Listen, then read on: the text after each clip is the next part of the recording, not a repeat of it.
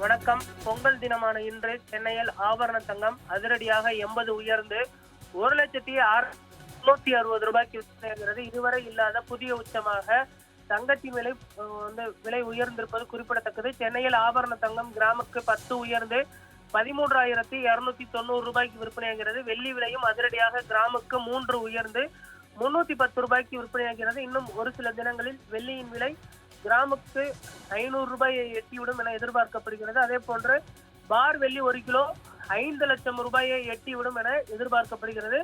வெள்ளி மற்றும் தங்க நகை வாங்க நினைப்பவர்கள் உடனடியாக வாங்க வேண்டும் என்றும் தங்க நகை விற்பனையாளர்கள் தெரிவித்திருக்கிறார்கள்.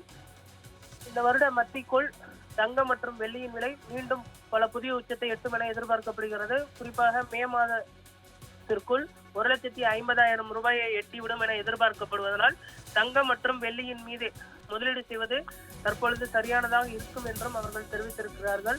தொடர்ந்து புத்தாண்டு தினத்தன்றே தங்கத்தின் விலை ஏறி விற்பனையானது குறிப்பிடத்தக்கது. தற்பொழுது பொங்கல் பண்டிகை ஒரு 15 நாட்களிலேயே கிட்டத்தட்ட 6,000 - 7,000 வரை விலை ஏற்றம் கண்டிருப்பதும் குறிப்பிடத்தக்கது.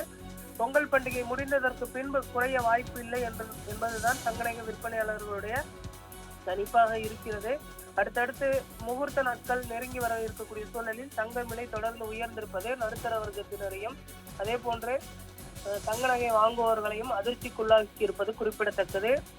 இந்த வருட இறுதிக்குள் பார்த்தோமேனால் தங்கத்தின் விலை பல புதிய உச்சத்தை எட்டிவிடும் என எதிர்பார்க்கப்படுகிறது. அதே போன்று உலக நாடுகளில் நிலவக்கூடிய அந்த பொருளாதார மந்த நிலையை பொறுத்து தற்பொழுது தங்க நகை விலை ஏற்றம் காண்பது குறிப்பிடத்தக்கது.